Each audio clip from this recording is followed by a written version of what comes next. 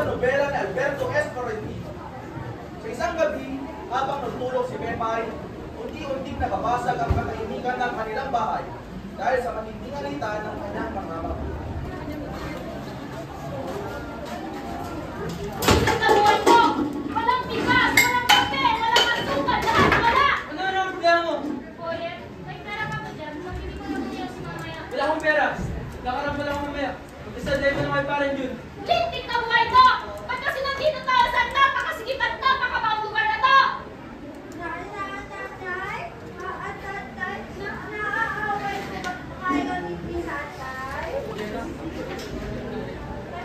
Bakit daming kalan niya? Ang dami mong talong! Magdala ka na nga lang! Babay, tatay.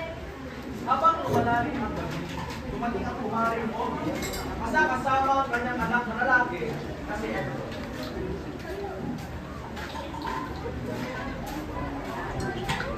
Mare! Sandali! Bilisan mo, naghihintay na yung customer natin. Ito na! Ayan ang mga bagay mo. O, Empoy, iwan ka muna dyan at paglaro mo na kayo ni Ale. Sana naman po ba kayo pupunta na? Basta huwag ka na maraming tanong. Ay, Nay! Bili mo ako yung yung dress na ganda-ganda. Please, Nanay. Wala na nga tayong makain! Pabili ka pa ng pabili! Bakit may pambili ng lipstick mo? At ba't sumasagot na mga bata kasi ginagay mo na lang sa kinunungaya? Mare, tara na nga. Pinakawawa mo na naman yung anak mo. Sa kabila ng labis na pagmamahal ng kanyang ama, labis na pagkamuhi ng mga nakagarama ng kanyang dad. At ito ang mga sumunod ay Bakit ka malungkot? Tingnan mo, mas lalo ka tuloy kumangit. Sabi ni Nanay, mamalas daw ako kay Paul. Bakit?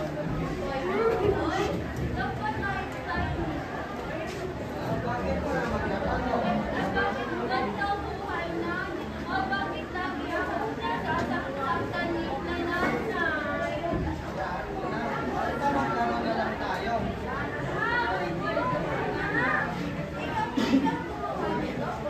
Oo, ako gumawa niya. Bilaro tayo. Tingnan mo, gaganda ko kasi boyfriend. Ay, alam mo, meron kaming yung color. Anong color? Na madaming ball sa paligid. Anong polvo?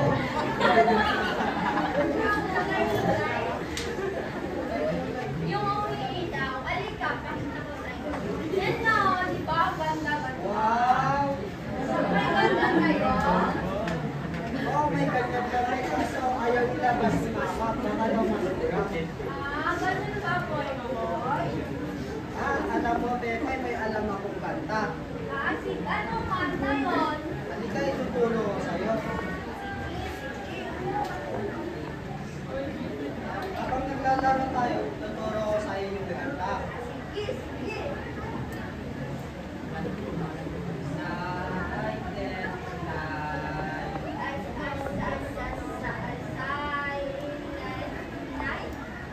Pakinggan mo mabuti, ha?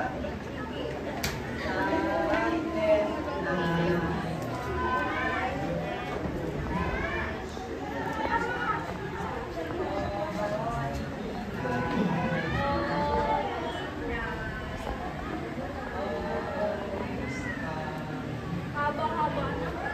Isin mo na lang, paano ka marunong kumanta kung hindi mo papakinggan ka? Sige na.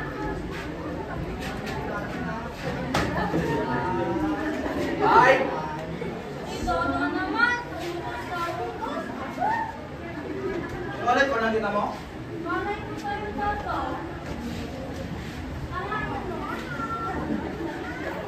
Hindi ka Losi, tatlong si Anong klase yun? Magboro. Anong kulay? Di violet. Malay ko. Basta bili ka na. Kulay red. Red? Red!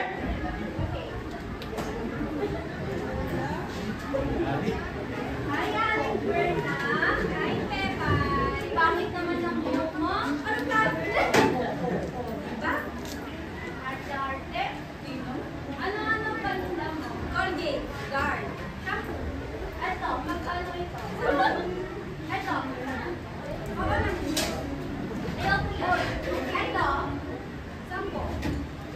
Ito. Oh, ito. Piso. Ito. Piso. Isa. Ay, hindi. Isa. Isa. Isa nga eh. Saan ito, candy? Ito.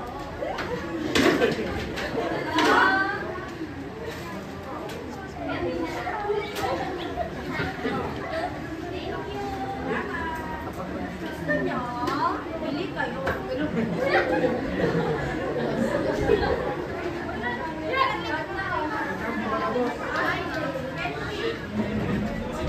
Malay ko. Di ba pinabili ka lang yung sa pag-candy? Wala daw yosi. Kung ba't ang tatakatang ka? Kaya ako yan. Ito mo masakit. Wala, pangit, pangit, pangit, pangit.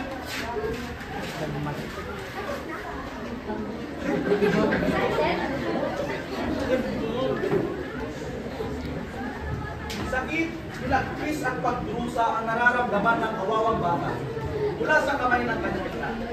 Ngunit ang mabuti niyang ama ang siyang bumabawi sa lahat ng kirot na kanyang daladala. Huwag ka nang umiyak. Hayaan mo, hindi natin siya natin. Tama na, Pepay, huwag ka na kasi umiyak. Ang sakit nga yan. Naiyak ako. Hayaan mo. O, Pepay, andyan na yung papa mo. Alis na ako, ha? Alis na ako. Ako, ano nangyari sa business ko?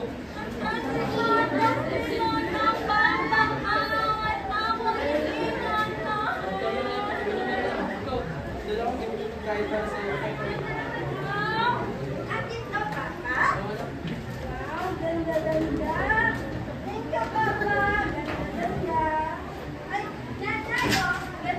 Bakit na nga lang isda? Wala pang makain. Wala ka talagang gandang anak. Malas na sa buhay ko. Ano ba, Brig? Pinag-iinom na naman yung bata. Pinagtatakot mo naman na wala kang gandang anak. Palasin mo ng ganda. Pinag-iinom na naman yung dami mo.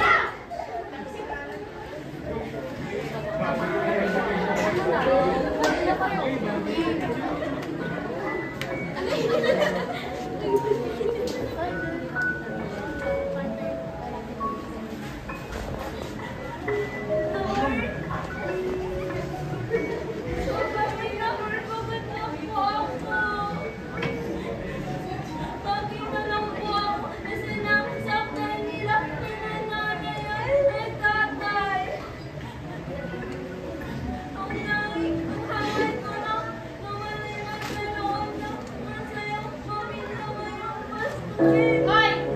Hoy! Anong ginagawa mo? Ang dami mo nga lang. Malas ka kasi! Malas ka kasi! Malas ka kasi! Malas ka kasi! Malas ka Ano problema? Ano problema?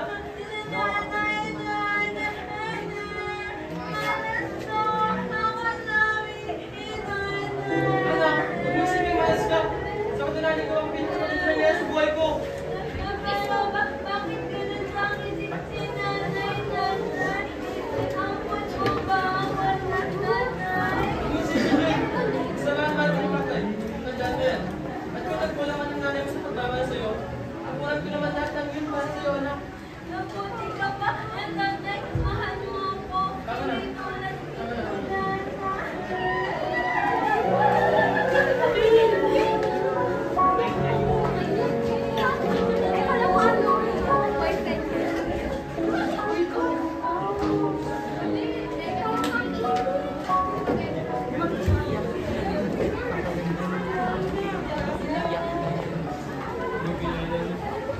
Samantala, lumabas si Aubrey sa kanilang bahay at narinig ang posisyonong maghirang puring ang mga kismoso sa kanya. At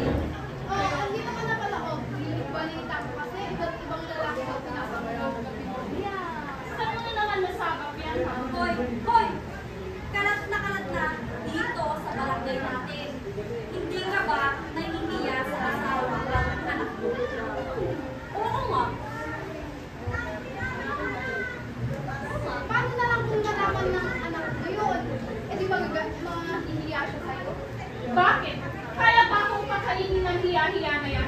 Palibhasa, wala kasi kayong magawa sa buhay. Chismis dito, chismis doon. At least, hindi ka tulad mo. Wala kang pake! Hoy, babae! Bakit ka ang tapang-tapang mo? Saan mo kinukuha yung makapalit na mukha mo? Sa mga lalaki mo? Hoy, babaita! Magdahan-dahan ka nga dyan sa mga pananalita mo. At kayo, tigil-tigilan niyo ang magiging esposa mo. Huwag mo ang mawaan. Bakit na siya magiging anak mo? Tara na mga Wala! Chismosa! Chismosa! Pasko ay palapit na. Hinihintay ni Pepay ang araw na kay Ganda. Araw na kapanganakan ng Panginoon.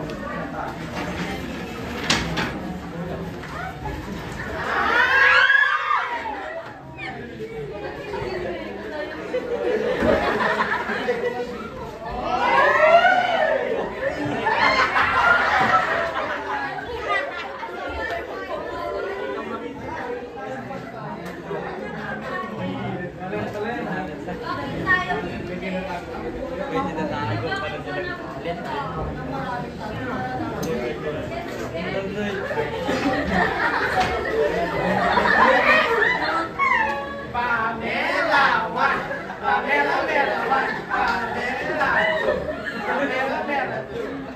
Ano ba kayo?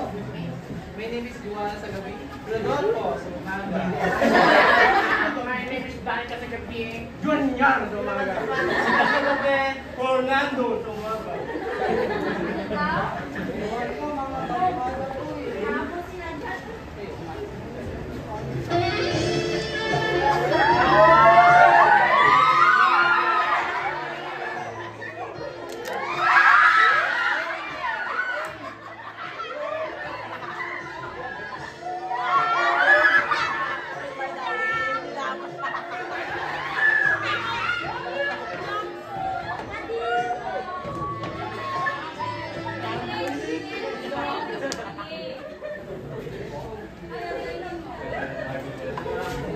Ikutin ako.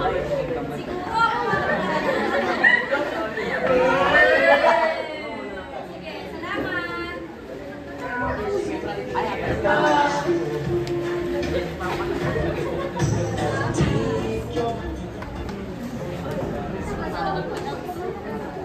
Pasko ay palapit na. Hinihintay ni Pepay ang araw na kay Ganda. Araw ng kapanganakan ng Panginoon ay natatanong na.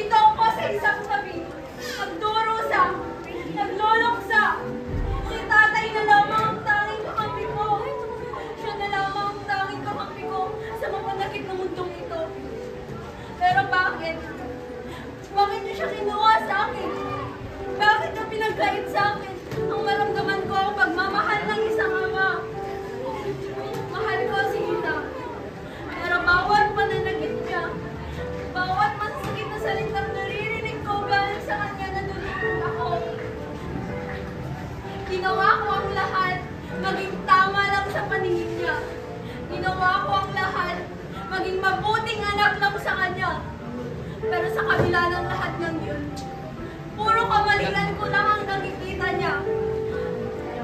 Araw-araw, gabi-gabi akong nagdarasal, umaasa, na sana balang araw mahalin niya at ituring niyang anak.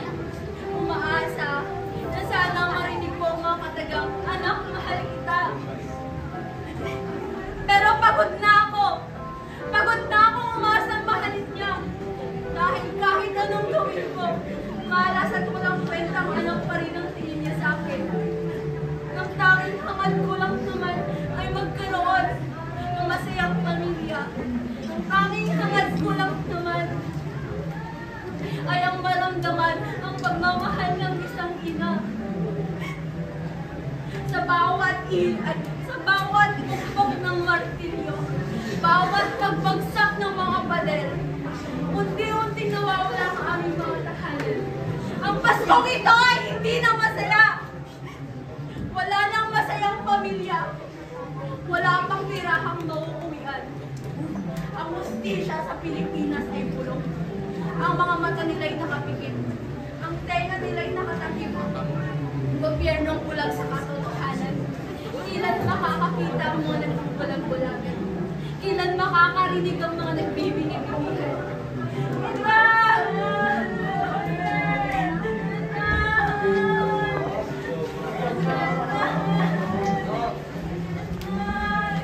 Ngunit,